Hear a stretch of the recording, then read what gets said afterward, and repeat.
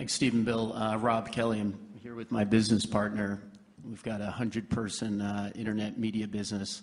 I'm wondering what would be the single most valuable piece of advice you'd give us to even attempt to create some of the value that you guys have done in both your very impressive companies.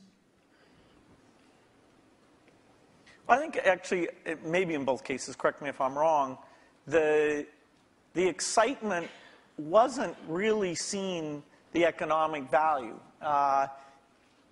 Even when we wrote down at Microsoft in 1975, a computer on every desk and in every home, we didn't realize, and we'll have to be a big company.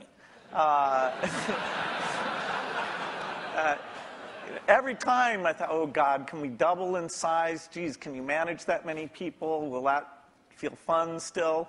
And so every doubling was like, okay, this is the last one.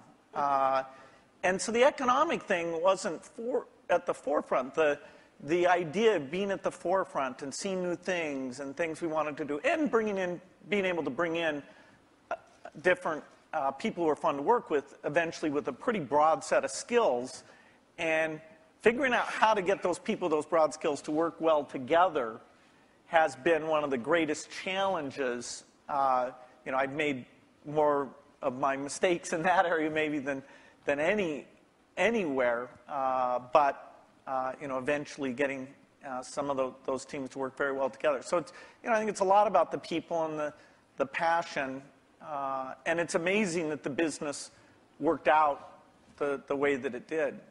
Yeah. People say you have to have a lot of passion for what you're doing, and it's totally true. And the reason is because it's so hard that if you don't, any rational person would give up. It's really hard, and you have to do it over a sustained period of time. So if you don't love it, if you're not having fun doing it, and you don't really love it, you're going to give up. And that's what happens to most people, actually. If you really look at the ones that ended up being successful, unquote, in the eyes of society and the ones that didn't, oftentimes it's the ones that are successful loved what they did so they could persevere when it got really tough. And the ones that didn't love it quit because they're sane, right? Who would want to put up with this stuff if you don't love it? So it's a lot of hard work, and it's a lot of worrying constantly. And if you don't love it, you're going to fail. So you got to love it. You got to have passion.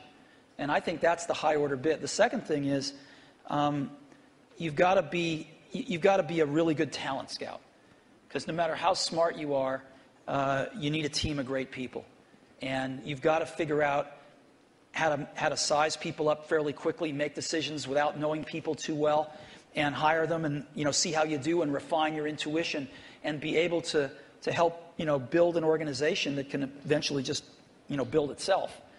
Because you need great people around you.